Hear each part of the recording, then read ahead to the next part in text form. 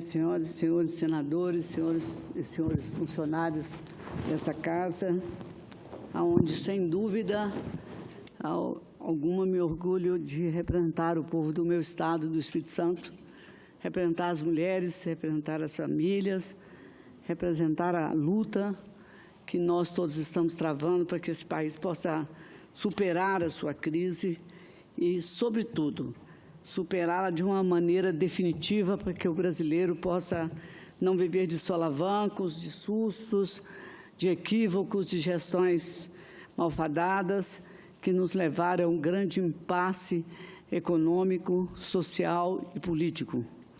Ninguém tem orgulho de lembrar, e eu não tenho, de que presenciei impeachments de presidentes da República eleitos pelo povo brasileiro, na desorganização suprema da política, que, ao invés de se consolidar rumo e com sentido voltado ao nosso país, atendia a interesses particulares que acabaram por destruir o conceito de que política deveria ser feita no Brasil a favor do povo brasileiro. Eu tenho duas colocações a fazer aqui. Uma consiste em registrar o falecimento de uma pessoa.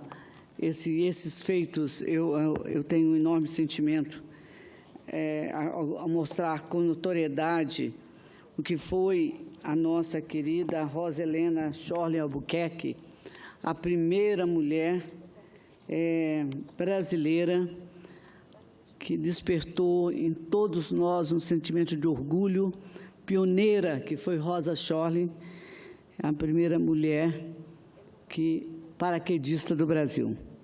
Parece um fato de só menos importância registrar a alegria com que ela viveu a vida, cheia de emoções, com bravura, sem nenhum receio, viveu 98 anos, com liberdade, na vanguarda do seu sentimento, inaugurou diante da sociedade novos tempos para as mulheres. E esses feitos ao longo da sua vida, quase 100 anos de vida, que destacou Rosa Shirley como uma mulher que se mostrou à frente do seu tempo. Como ela, nós devemos ter espalhado no Brasil inteiro várias Rosas, várias Marias, várias Elviras, mas enfrentar uma mulher dentro de um cenário essencialmente masculino, ser protagonista do primeiro salto de paraquedas de uma mulher brasileira, né? Isso foi em dia 8 de novembro de 1940.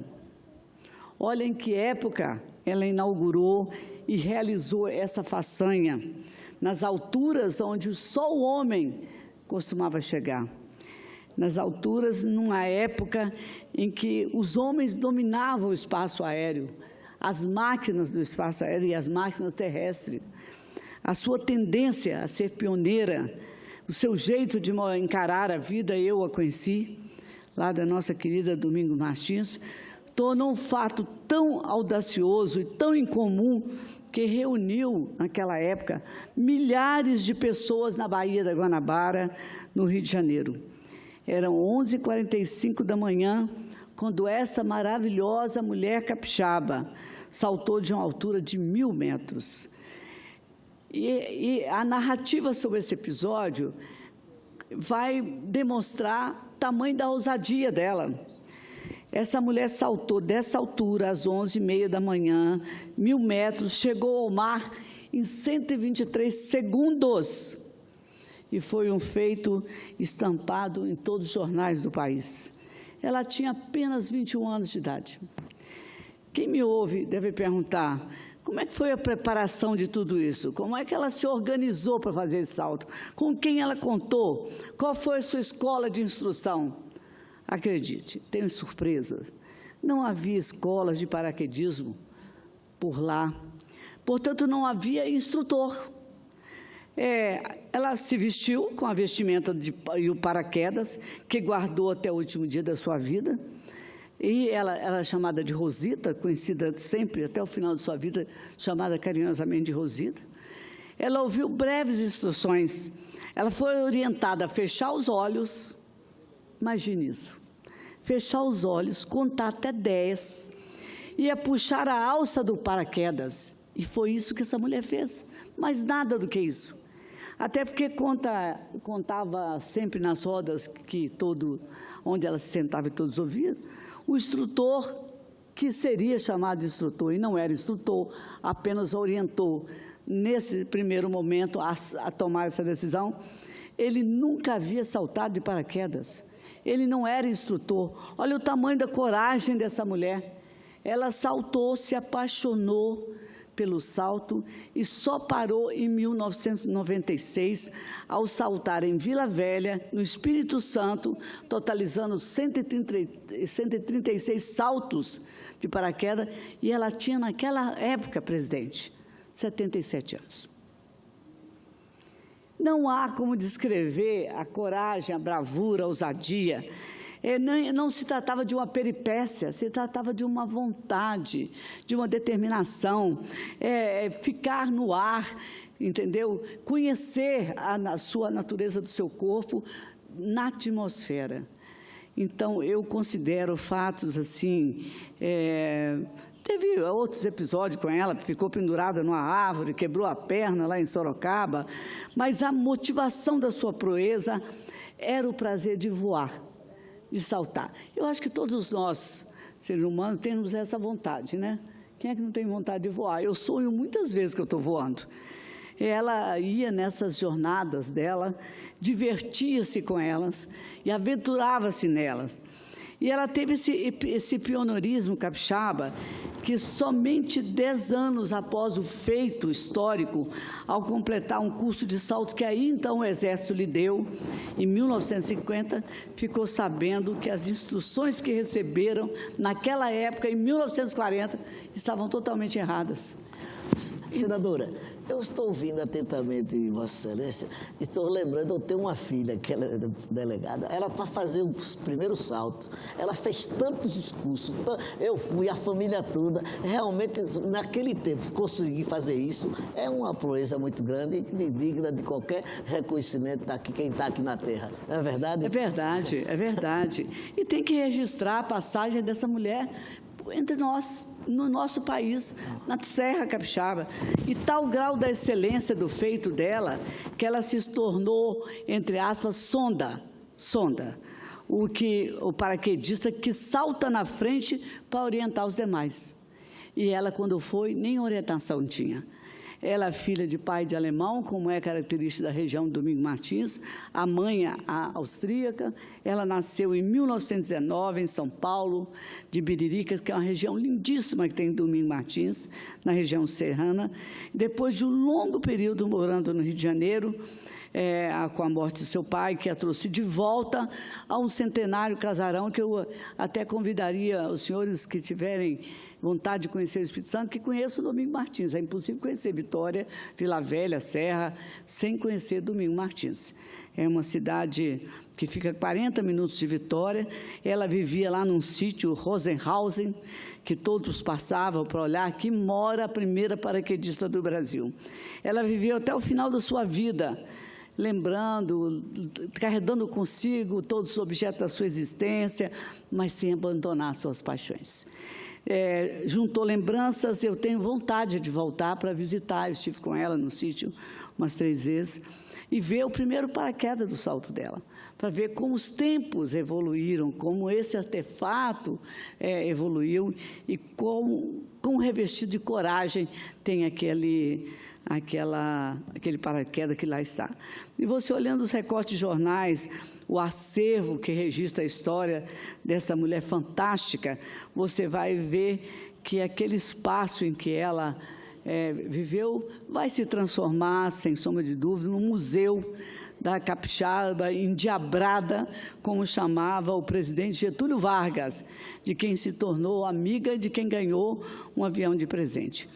Paraquedista, sim, mas ela foi muito mais do que isso. Com 5 anos de idade, ela aprendeu a dirigir um carro. 5 anos, talvez não estivesse vendo mais do que o para-brisa ali de longe. Era um Opel fabricado no século XIX, com direção do lado direito e câmbio e freio do lado de fora. Em 1932, conquistou uma carteira de motorista profissional. Conta que ela guardou isso até a sua morte. Ela tinha 12 anos de idade quando ela teve essa carteira. No ano seguinte, conquistou a carteira de motociclista. Pilotou motos pesadas, de 500 cilindradas, como a Harley Davidson. Na época em que as mulheres tinham poucos direitos e eram educadas para se transformarem mulheres do lar, chefiarem suas famílias ao lado do marido. Então, Rosa Shirley, ela nunca se intimidou. Imagina o que era ela olhar o céu. Ela devia olhar o céu de maneira diferente da gente. Avistar no céu um Zeppelin, né, dirigível de fábrica alemã. Ela decidiu naquela hora que ela queria estar dentro dele, ou queria estar perto dele, ou voar do lado dele. E foi com a autorização do seu pai, o apoio em todas as suas atitudes arrebatadoras. Ela conquistou o brevet de piloto aviador em 1939, concedido pela Federação Aeronáutica Internacional, que tem a foto de Rosita. Entre outras aeronaves, ela pilotou Cessna, Paulista e até o ultraleves. Foi a primeira mulher capixaba a conquistar o brevet e uma das 8 brasileiras desbravadoras do ar. Tinha 20 anos. O que essa mulher, com tanta galhardia, né, à frente do seu tempo, precursora nos costumes, na condução dos seus pensamentos à frente da sociedade, ela fez uma coisa que as mulheres ouvindo vão entender, muitas mulheres que pensam como ela, né? Ela despachou um noivo quando ele pediu que optasse entre os aviões e o casamento. Ela pensou, eu posso ter um avião aqui dentro de casa também, mas aquele que está lá fora é o melhor avião. Ficou com os aviões. Mais tarde, em 1960, aos 40 anos, já de volta a Domingo Martins, casou com um tenente reformado do Exército, com certeza com a compreensão da alma de Rosita. Foi eleita sereia de Copacabana, vestiu biquíni 2 peças, quando só usava maiô inteiro, quando as mulheres mal ousavam exibir o corpo, a não ser com vestimentas muito recatadas, daquelas que consideradas púdicas na opinião pública. A parte de cima do biquíni dela, que era outra inovação, era sem alça. Tomara que caia. Que tomara que caia também não era uma vestimenta que as mulheres chamadas decentes podiam usar. Ela voltou a descrever, eu lancei a moda do biquíni 2 peças. Se as pessoas se espantavam, não sei, porque eu não dava confiança aos pensamentos comedidos, ultrapassados e que cerceavam a liberdade de uma mulher se vestir como queria. Numa outra entrevista no programa do Jô, ela passou ideias assim muito valentes da sua vida, e o Jô perguntou para ela se ela era namoradeira, né? E ela, como sempre, no alto da sua sinceridade, ela disse, não, os outros é que namoram comigo. Então, era assim a Rosita, ela expressava a vida com ardor da sua concepção. Ela, além de piloto, motorista, motociclista, paraquedista, foi enfermeira também da Cruz Vermelha. Além de tudo isso, aprendeu a pintar. Eu vi seus quadros.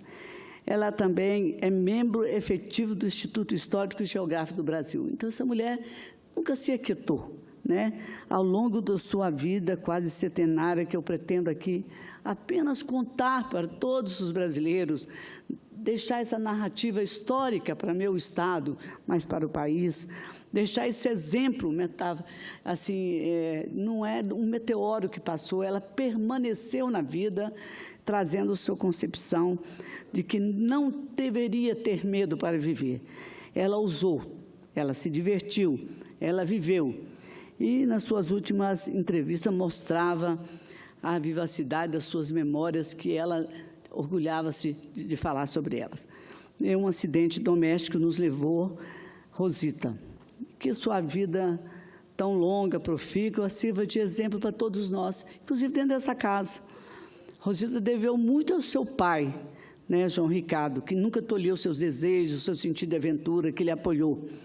Mas ela deveu principalmente a ela mesma, ao ânimo de viver, sem ter medo, de enfrentar desafio, romper barreiras, vida que é muito difícil, naquela época era para uma mulher, imagina se você nasce mulher e quer fazer todas essas coisas como você entende que deve ser feito, sem diferenciações de gênero. Então, ao falar dela, eu quero homenagear todas as mulheres do Brasil que tiveram esse sentimento por algum momento, por alguma quadra da sua história de vida. Brasileiras que não se intimidam hoje e não se intimidaram antes diante dos obstáculos que todos os dias nós enfrentamos na nossa vida, que seja ela pública ou domiciliar. Profissionalmente falando, eu digo que quem nasce no sexo feminino conhece bem o espírito e dá valor à ousadia de que Rosita teve ao praticar o pioneirismo das suas ações. E eu queria dizer que temos o sentimento que devemos dizer a ela, em nossas orações, que ela descanse em paz, porque, sobretudo, ela é fonte de inspiração para todos nós, mulheres brasileiras. Eu também gostaria de registrar que o dia de hoje foi extremamente importante, se o senhor me permitir, tiver um pouquinho de paciência, pela votação que nós tivemos aqui do Fundo Rural, que concede que os nossos cafeicultores, os nossos produtores rurais, os nossos agricultores familiares ou agricultores de modo geral, possam ter a oportunidade de fazer a renegociação das suas dívidas e ter acesso a um projeto que lhe dê a consistência necessária para continuar plantando e produzindo agricultura no Brasil. E eu tenho um orgulho de dizer que eu represento aqui nessa casa o Estado do Espírito Santo, e estamos unidos à bancada do Espírito Santo, aqui no Senado, na Câmara, pela importância que tem o café, presidente, a cafeicultura no nosso Estado. A cafeicultura é uma das grandes riquezas desse país. Imagina no nosso Estado, desenvolvida em todos os municípios capixaba, com exceção de Vitória. O setor que gera em torno de 400 mil empregos diretos e indiretos está presente em 60 mil das 90 mil propriedades agrícolas do Estado. Ao todo, 73%, você vê como a gente tem que ter orgulho disso, dos produtores capixabas são de base familiar, com o tamanho médio das propriedades em torno de 8 hectares. Atualmente, existem cerca de 131 mil famílias capixabas produtoras de café. O que vale dizer aqui que o Espírito Santo é o segundo maior produtor brasileiro de café, com expressiva produção, e o senhor deve conhecer, sua terra deve tomar o nosso cafezinho lá, das variedades arábica e conilon. Se fosse um país, o Espírito Santo seria o terceiro maior produtor do mundo de café. Perderia apenas para o próprio Brasil e para o Vietnã. Nosso Estado, com apenas 0,5% do território nacional, é o responsável por 22% da produção brasileira de café, sendo que atualmente existem 435 mil hectares em produção em todo o nosso Estado. Por isso, a atividade cafeeira, presidente, é responsável por 35% do produto interno bruto agrícola capixaba. Nosso Estado, é tão importante falar sobre isso, porque hoje nós estamos vendo na televisão propagandas, um pouquinho de tolerância e Vossa Excelência, propaganda de vários cafés, e não registram de onde eles vêm. Nossos estados são cultivadas. Eu gostaria de fazer um parênteses do seu pronunciamento para dizer que eu tenho família no Espírito Santo, adoro o Espírito Santo, e que a Rosita é uma delegada que pratica esporte e que foi lá no Espírito Santo. A gente convive muito bem com o Espírito Santo, tem um irmão que mora lá. Entendeu? Vamos levar o senhor para lá de novo, toda a família, né? Inclusive para visitar algumas das nossas plantações de café. Eu fico feliz em saber que o senhor tem família. Em que região? Lá em Vila Velha. Em Vila Velha. Moro em Vila Velha. E eu frequento muito lá. Cidade linda, hoje administrada por um ex-deputado federal, Marcos Filho, muito bem administrada. E, por favor, não esqueça de voltar sempre, comer a muqueca e tomar o nosso cafezinho. Então, relatando aqui a questão do arábica, que é o café arábica, e o café canefora, que é o conilon. O arábica, presidente, é o mais cultivado em regiões de temperatura como Domingos Martins, mais baixas e altitude acima de 500 metros. Já o conilon, que é mais para o norte do estado, é de regiões mais quentes. E antes o conilon era mais um produto industrial, hoje o conilon dá um belíssimo café, vendido no mundo inteiro. É de regiões, é plantado sempre acima de 500 metros de altitude. Por sua importância para o estado, eu gostaria de dizer algumas informações importantes a respeito do cultivo do café conilon no Espírito Santo. Esse cultivo que ele começou como alternativa de renovação das lavouras, promovido pelo governo brasileiro a partir de 1969. Hoje, nosso estado, presidente, é o maior produtor dessa variedade de café no Brasil, respondendo por cerca de 78% da produção nacional. É ainda o responsável por até 20% da produção do café robusta do mundo. O café conilon é a principal fonte de renda e 80% das propriedades rurais capixabas localizadas nas terras que nós chamamos quentes. Sendo assim, ele é também responsável por parcela significativa do nosso PIB agrícola. Existem, atualmente, as pessoas podem ter muita curiosidade de saber isso, 283 mil hectares plantados de conilon no estado do Espírito Santo. São 40 mil propriedades rurais em 63 municípios, mais para o norte do estado, com 78 mil famílias produtoras. O café conilon gera 250 mil empregos diretos e indiretos. O nosso estado, e falo isso com muito orgulho, é referência brasileira e mundial no desenvolvimento da cafeicultura do conilon, com uma produtividade média que já alcançou 35 sacas por hectare. Eu digo, muitos produtores investem maciçamente em tecnologia, já chegaram a colher mais de 100 sacas por hectare. Vimos outro dia, um destaque, acho que a semana retrasada, que uma saca de café no nosso estado, dessas famílias que se dedicam a cada dia a aprimorar mais a plantação e o cultivo e a colheita, chegou a custar R$ 3.900, uma saca de café. Então, a vocação, o empreendedorismo dos cafeicultores, a base tecnológica que está sendo construída pelo Instituto Capixaba, a Incaper, de Extensão Rural, em parceria com outras instituições, compensa o esforço e o trabalho dedicado do nosso estado. Essa rede institucional montada no Espírito Santo oferece soluções aos problemas tecnológicos do setor produtivo e é uma referência de aporte tecnológico para os cafeicultores capixaba.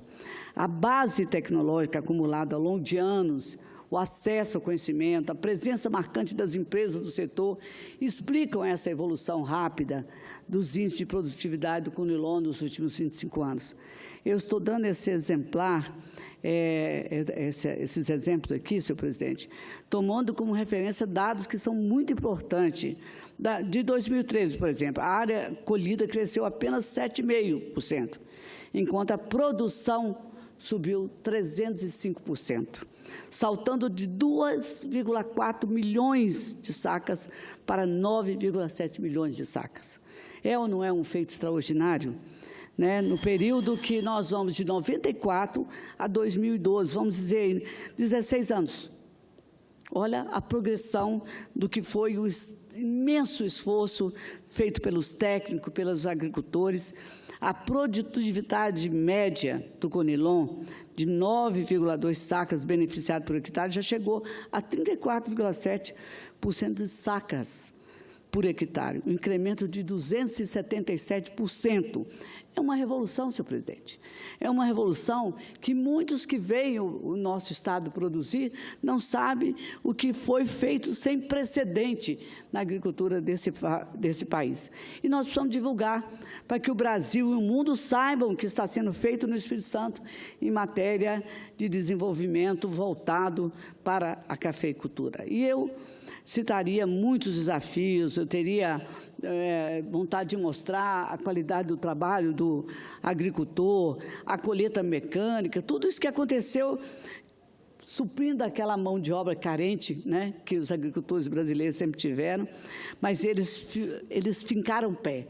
Eles procuraram desenvolver novas variedades e cultivares para atender a demanda da indústria, do consumidor, divulgou o Estado, mostrou que é fundamental desenvolver novos estudos para o uso mais eficiente da água, sobretudo, já que 50% da área plantada do café Conilon, cerca de 150 mil hectares, é irrigada. Você imagina o que é fazer isso num período de seca, de águas escassas, de pouca chuva.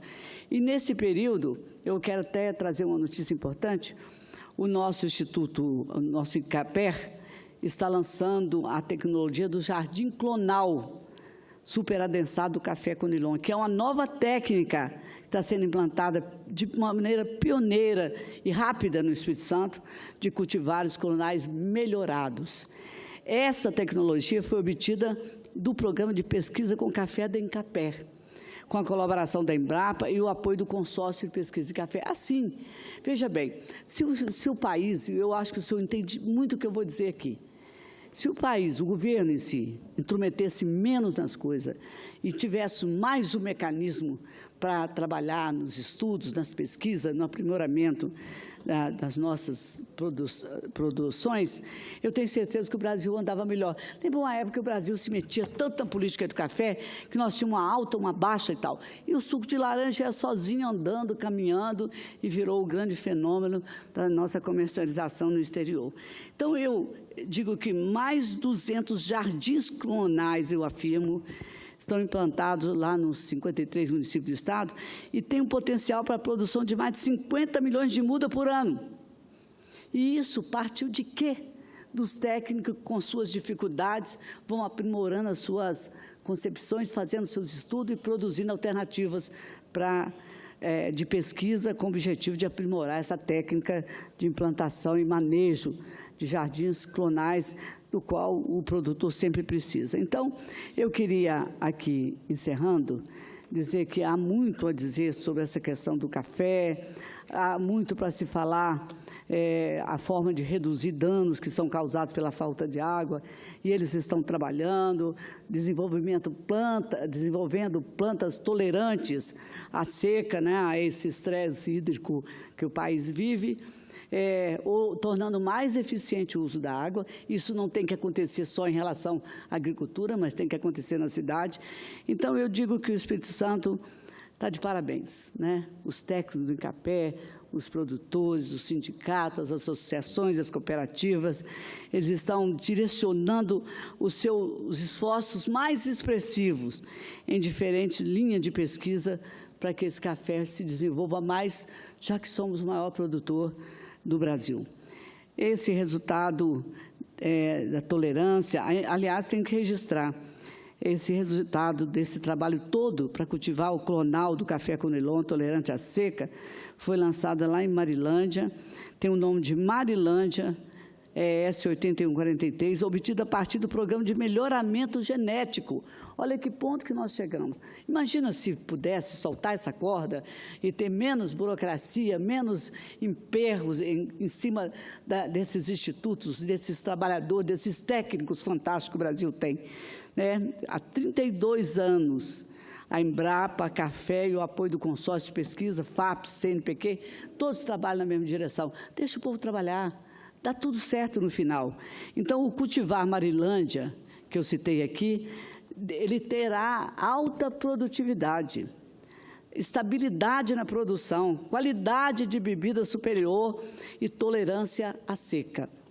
É tão fantástico, eu me orgulho tanto de falar essas coisas, que esses resultados, eu afirmo, com quem admira, também tem uma pequena plantação de café, eu digo que o melhoramento genético do café, com vista a sustentar a cafeicultura do Conilon, ela está implementada e dá sustentação econômica para o Estado do Espírito Santo. E antes de concluir, senhor presidente, eu quero destacar aqui que as primeiras variedades do café Conilon para o Estado foram lançadas ainda em 93. A Encapa 8111, a Encapa 8121, a Encapa 8131. Então, a utilização dessas variedades otimizou a nossa coleta, a nossa mão de obra na lavoura, bem como também trouxe um bem comum a todos das estruturas para que pudessem secar os produtos, beneficiar o grão. Portanto, eu quero aqui dizer a todos que aqui estão, que nos ouvem, que a importância que tem quando alguém, um setor, dedicadamente, produz, impacta o Brasil também de uma forma expressiva, como o Espírito Santo está fazendo, com o maior produtor de café do nosso país. Tenho certeza que os ganhos de tudo isso é para todos os brasileiros, as novas tecnologias, impulsionadas pelo conhecimento, pela dedicação dos nossos técnicos, se farão sentir em todo o território nacional, com inegável benefício para a economia brasileira. Neste momento de crise pelo qual passamos, não tem como não registrar que essa é uma situação absolutamente merecedora de aplausos para o Estado do Espírito Santo. Eu, então, peço que olhem com carinho para o Estado do Espírito Santo. Muitas pessoas falam, Rose, nós tivemos tão pouco, mas eu não consigo largar aqui as nossas frentes de trabalho, né? Nosso esforço para conseguir com que esses incansáveis esforços e desempenho de todos aqueles que militam na agricultura sejam reconhecidos pelo governo brasileiro e, sobretudo, seja conhecido pela população brasileira. Envolve muita gente, presidente, muita dedicação, muito trabalho, muito empenho. Portanto, eu digo a todos que ouvirem falar do nome Espírito Santo e café do Espírito Santo, que eu tinha vontade de sair e distribuir para todos aqui, reconheçam que ali está concentrado a dedicação, o esforço de muito para essa conquista. A riqueza do Espírito Santo é imensurável. Tudo isso que a senhora falou aí, não falou sobre a Pedra Azul, sobre o turismo, né? Aquela serra capixaba, são todas elas lindas, né? E eu quero parabenizar Vossa Excelência por o seu estado, porque eu faço também parte daquele estado. Tenho família que mora lá e frequento muito o Espírito Santo, inclusive me hospedando na Serra Capixaba, Pedra Azul e Companhia Limitada. Muito lindo. Eu vou dizer que no Espírito Santo que nós temos 4 senadores. 3 do Espírito Santo e Vossa Excelência. Muito obrigado, que se somam aos seus elogios à nossa terra. Eu agradeço muito o carinho. Volte sempre, esteja conosco. E sempre que puder, em qualquer lugar, fale do Espírito Santo. Aquele povo merece. Muito obrigada, Vossa Excelência.